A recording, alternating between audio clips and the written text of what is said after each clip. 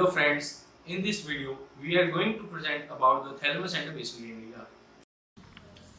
Oh, it's difficult to understand. Let us ask our seniors to explain. Yeah, excuse us, Pope. Can you please explain about thalamus and basal ganglia? Oh, why not? Just have a seat. Thalamus is located dorsal to the hypothalamus, so it is called dorsal thalamus or simply thalamus. It's a chamber between cerebral cortex and midbrain and is known for relaying sensory and motor signals to the cortex. The two lobes are connected medially by interthalamic adhesion.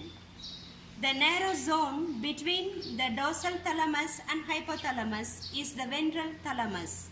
It consists of the subthalamic nuclei with the shape of a biconvex lens. It's a collection of nerve cells involved in the control of muscle activity. Here is the hypothalamus, very small in structure, and is the real endocrine engine of our body. It controls the secretions of the pituitary gland and plays a vital role in maintaining body homeostasis. This is the corpus callosum, a thick band of nerve fibers that connect the two cerebral hemispheres. Immediately above the corpus callosum is the cingulate gyrus, the major part of the limbic system which has functions in emotion and survival behavior.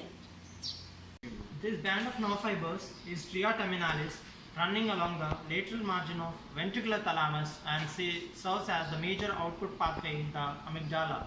Here is the third ventricle, a slit-like cleft between the two thalami filled with cerebrospinal fluid. These two structures here, the medial geniculate body and lateral geniculate bodies, are collectively called metathalamus. These are the centers for auditory and visual system respectively. Since M stands for music, we can easily remember that medial is for auditory.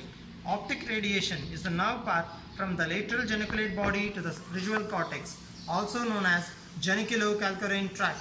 The epithalamus is this posterior segment which consists of habenular nuclei with their connections and the pineal gland, a small conical structure attached to diencephalon by the pineal stalk. The superior part of the base of pineal stalk contains the habenular commissure and the inferior part contains the posterior commissure. The pineal gland is an important endocrine gland and also exhibits circadian rhythm. Explain about basal nuclei. Here we have the basal nuclei, a collection of masses of grey matter situated within each hemisphere. It consists of corpus striatum, amygdaloid nucleus and claustrum. The corpus striatum is situated lateral to the thalamus and is divided by a band of nerve fibers into caudate nucleus and lentiform nucleus. This band of nerve fibers is the internal capsule of white matter structure involved in the high concentration of both motor and sensory projection fibers. This is the caudate nucleus, a large sheet-shaped mass of grey matter. It has the large and rounded head, the body which is long and narrow, and the long and slender tail that terminates anteriorly in the amygdala.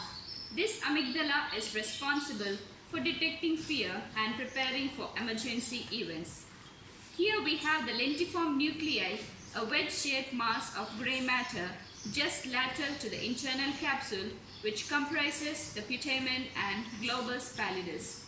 This putamen is the large darker lateral portion while globus pallidus is the inner pale portion. This paleness of the globus pallidus is due to a high concentration of myelinated nerve fibers. Here is the hippocampus, a curved elevation of grey matter forming the important part of the limbic system that regulates emotions. The hippocampus is concerned with converting recent memory into long-term memory. And that's all about thalamus and basal ganglia. Hope this will help you when you study the topic again. Thank you, Pope.